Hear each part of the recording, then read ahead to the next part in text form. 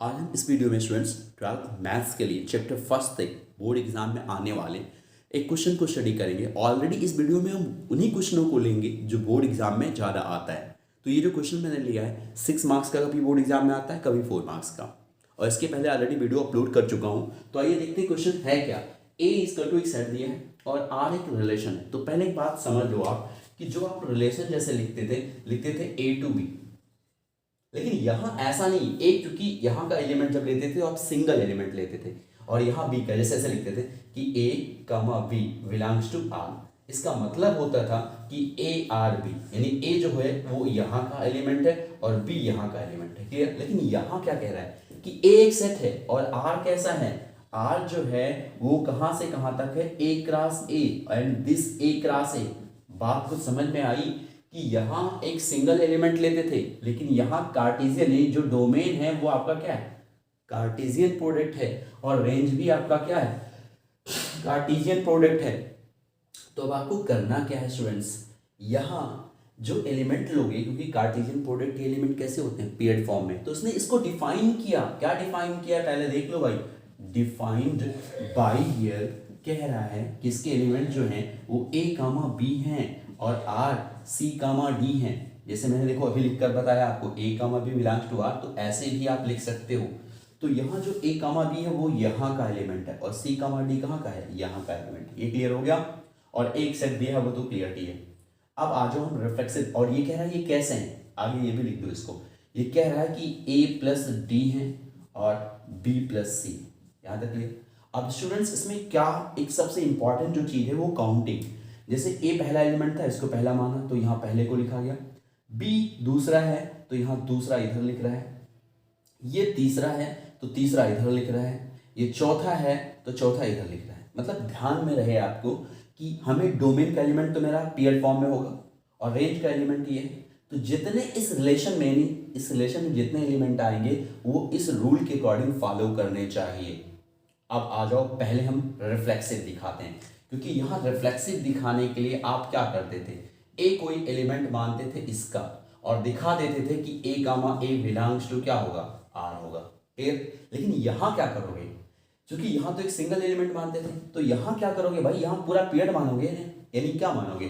अब ये दिखाने का मतलब हुआ आपका ए आर ए, तो लेकिन यहाँ आपको क्या मानना है कि ए कामा बी, क्योंकि भाई मैंने कहा ए क्रॉस ए, तो A comma B R A comma B आपको दिखाना होगा। क्या बात कुछ समझ में आई आपको? क्योंकि मैंने कहा वहां सिंगल एलिमेंट होता था तो आप एक एलिमेंट मानते थे और आप ये दिखा देते थे ए आर ए का मतलब यही ए कामा ए बिलोंग्स टू आर।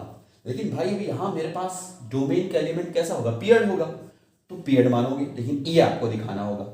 ठीक, तो आ जाओ मैं रिफ्लेक्सिव के लिए बात कर रहा हूँ। ये थोड़ा सा क्वेश्चन टफ है क्योंकि यहाँ पीरियड फॉर्म में है, तो अधिकतर बोर्ड एग्जाम में ये 6 नंबर का ही आता है, यानी 6 मार्क्स का ही आता है, और साथ में इक्विवेलेंस क्लास भी है जिसके लिए मैंने अभी वीडियो भाई इसके पहले वीडियो बनाया।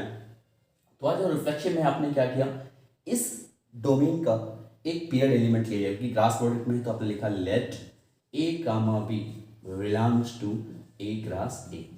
क्लियर? तो आज हम दिखाते हैं दैट।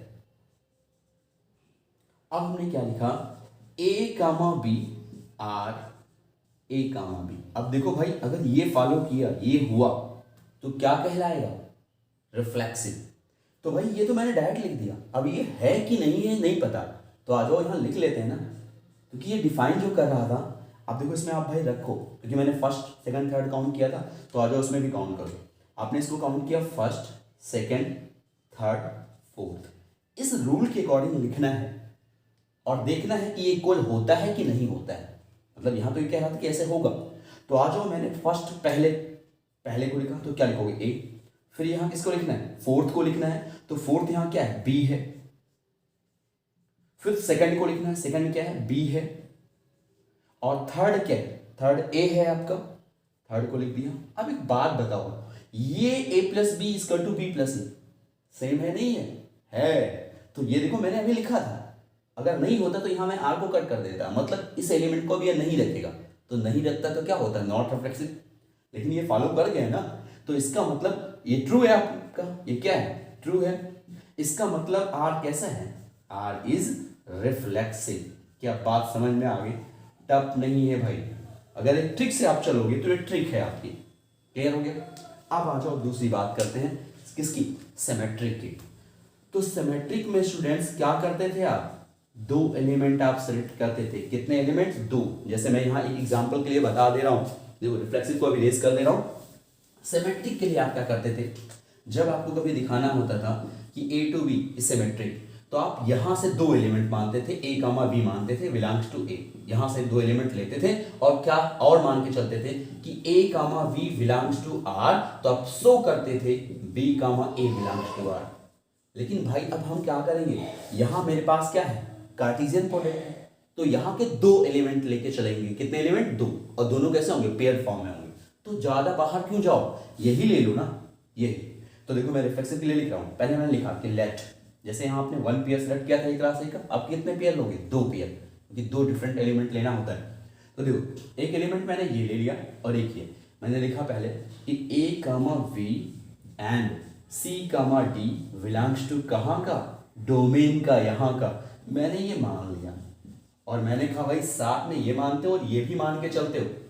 और मैंने क्या लिखा, देखो ध्यान से, एंड ये लिखा कि A B R to C D. क्या बात क्लियर हुई? अगर ये लिखा तो मैं क्या लिख सकता हूं, अब ये फिर वही काउंटिंग कर लो, क्योंकि ये तो है वहां लिखा ही था पूरा ये।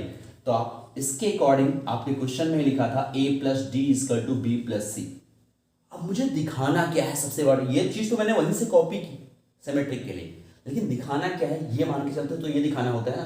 तो यहां आप कंसीडर करके ये चले हो, देखो ध्यान से, क्या A B R C D मान के चलो। अब आपको क्या दिखाना होगा, दिखाना ये पड़ेगा कि सी comma D are A comma B, यही तो दिखाना है आपको। तो एक काम कर लो, ये रफ वर्क कर रहा हूं मैं, इसको आ जाओ काउंटिंग कर लेते हैं। काउंटिंग जैसे इसमें किया था, क्योंकि मैंने कहा ये आप खुद से कंसीडर करके चलते, प्रूफ ये करना होता है। तो इसको जब मैंने काउंटिंग किया 1 2 3 4, कैसे लिखते थे भाई, यहां ऐसे, ये जो ब्लू से मैं लिख रहा हूं, लास्ट में एग्जाम में इरेज कर दिया करो, और इरेज भी नहीं किया तो कोई दिक्कत नहीं, लेकिन इरेज कर दो। तो कह रहा 1 4 2 3, तो आपने ऐसे लिख दिया 1 4 2 3, ऐसे लिखना है आपको, है ना। तो आ जाओ लिखते हैं, 1 ये है सी, और 4 क्या है, बी, और 2 क्या है, डी, और 3 क्या है आपका, ए। क्या बात क्लियर हुई? मतलब ये अगर मैं प्रूफ कर ले जाऊं, ये दिखा दूं, तो ये तो अपने आप बन जाएगा। लेकिन ये कहां, कहीं बाहर से आपको नहीं लाना होता है, जो आपने कंसीडर किया उसी से दिखाना होता है। तो भाई यही तो कंसीडर किया था। क्लियर? तो आ जाओ, वो दिखाना है, रफ वर्क आपने कर लिया, वो रफ है, सी प्लस बी। तो क्या दिख रहा है कहीं सी प्लस बी? अरे भाई इधर लिखा है। क्या एलएचएस को मैं आरएचएस लिख दूं, आरएचएस को एलएचएस, तो क्या कोई गलत हो जाएगा? नहीं होगा। तो मैं इसको, देखो मैं पहले लिख रहा हूं, देखो ध्यान से मैं कैसे लिख रहा हूं, इसको उसके हिसाब से मुझे पता चल गया कि सी मैंने लिख दिया और प्लस क्या लिख दिया, बी। भाई इसको पूरा इधर लाया और इसको मैं पूरा उधर ले जा रहा हूं, लेकिन सी को मैंने पहले लिखा क्योंकि उसके हिसाब से मैं लिख रहा हूं। और फिर क्या मैंने लिखा, ए प्लस डी उधर लिखूंगा, लेकिन मैंने डी प्लस ए लिख दिया। क्या ये लिखा तो कोई गलत कर दिया? लेकिन याद रहे कैसे लिखोगे, वो रफ वर्क जब कर लोगे तभी समझ में आएगा कि कैसे लिखना है। अब भाई अगर ये लिखा तो इस रूल के अकॉर्डिंग ये क्या बनेगा, आ जाओ, यही तो काउंटिंग किया था। तो ये 1 है, ये क्या है आपका 4 है, ये क्या है 2 है, और ये क्या है 3। तो आप क्या लिखते हो, ये लिखने का मतलब हुआ, वो कहता था कि 1 2 को पहले, तो 1 ये हुआ, 2 ये हुआ, मतलब सी कामा डी, ये लिखा ये वाला। तो जस्ट ये भी तो लिख सकते हो, ये आपका डिफिनेशन में दिया था। तो देखो 1 2 ऐसा लिखा, समझ में आ गया, क्योंकि 1 ये 2 ये 1 हुआ, ये 2 हुआ, और फिर आर आपने लिखा, कौन कौन सा, 3 और 4।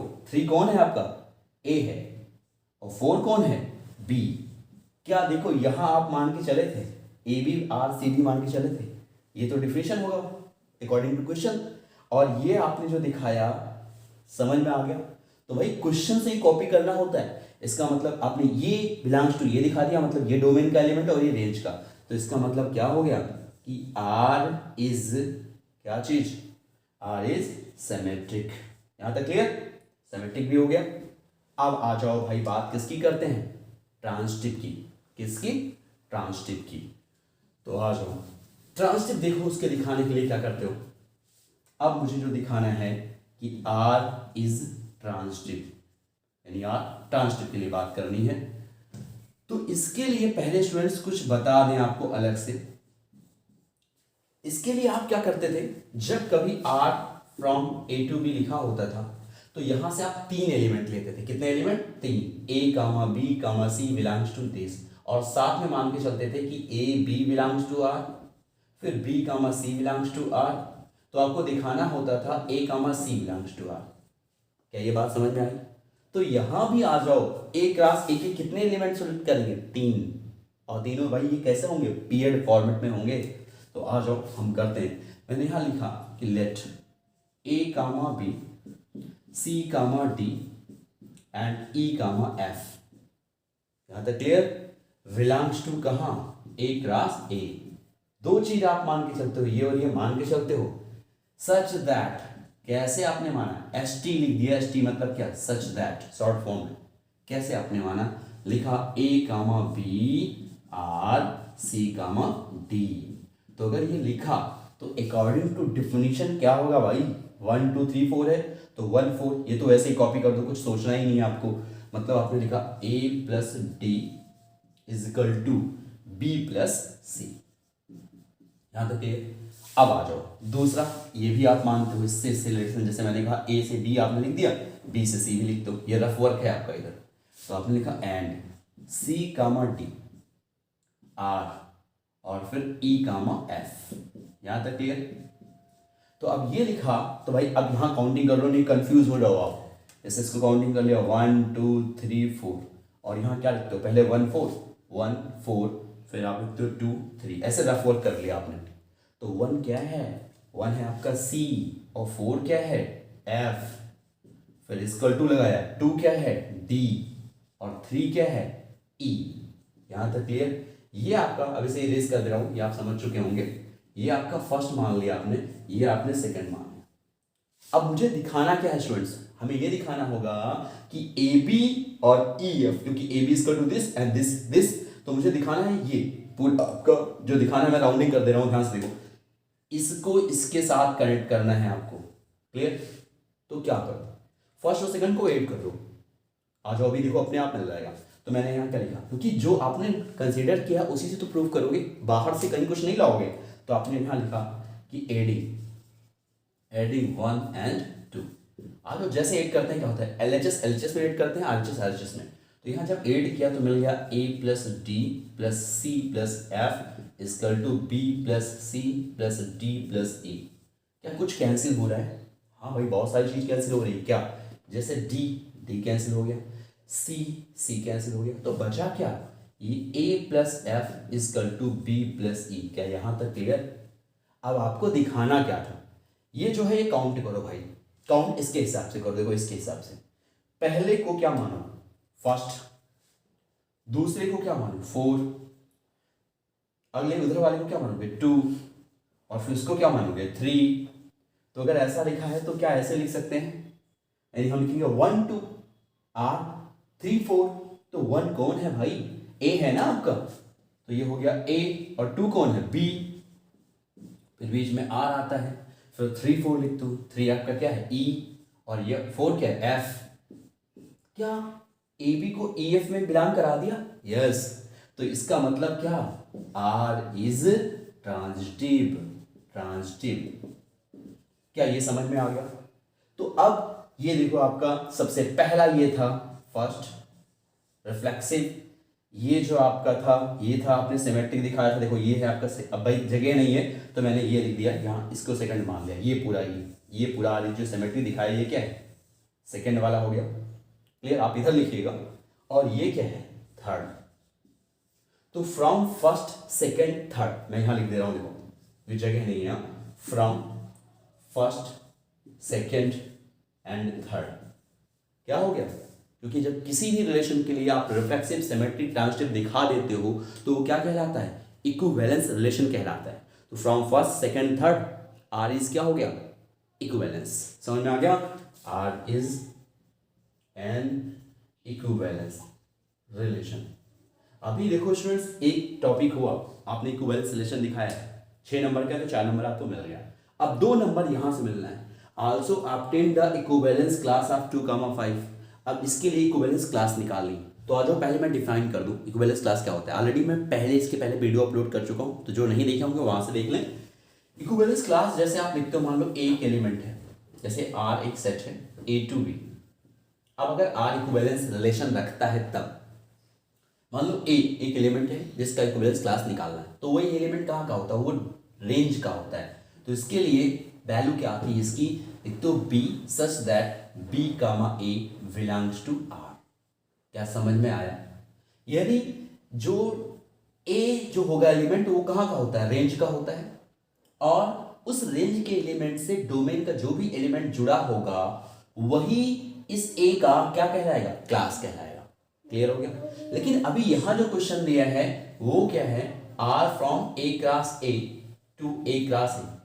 तो भाई मुझे क्या करना पड़ेगा, मुझे किसके लिए निकालना है, देखो यहाँ 2,5 के लिए निकालना है। किसके लिए निकालना है, 2,5 के लिए।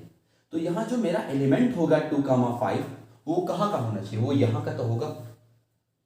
जैसे मैंने यहाँ लिखा, तो देखो मैं एक रफली मैंने कहा लिख रहा हूँ, तो इसके अकॉर्डिंग क्या लिखूँ, जैसे मैंने ए लिखा तो एक अपने मन से बी ढूंढा, तो यहाँ का 2,5 यहाँ का है भाई आपका, तो यहाँ क्या लिखोगे, कोई ए कामा बी तो मानोगे। तो देखो यहाँ मैं लिख रहा हूँ फिर इसी के हिसाब से ए कामा बी आपने लिख दिया, सच दैट डेफिनेशन यही है आपकी। इसको आप ऐसे भी लिख सकते थे, B such that B R A. क्या समझ में आया ये?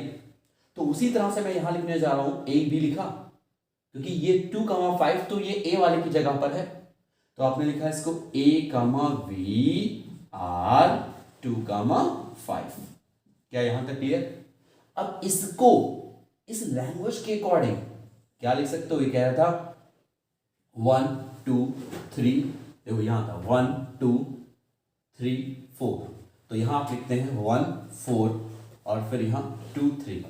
तो उसके हिसाब से जब यहां लिखोगे तो देखो स्टूडेंट्स क्या बनेगा, ए कामा बी तो मैंने ऐसे ही रहने दिया, और यहां जो लिखा ये है 1 आपका, और ये है 2, ये है 3, ये है 4। तो लिखना तो पहले किसको है, 1 को लिखना है। तो 1 को लिखोगे तो क्या आएगा, 1 आपका ये है, 4 ये है, तो a + 5 इजकल टू, फिर किसको ऐड करना है, 2 + 3। तो आपने लिखा है 2, ये आपका था, सॉरी 2 कौन सा है, b है, और 3 कौन यहाँ पे कौन है, 2। क्या यहाँ तक ये?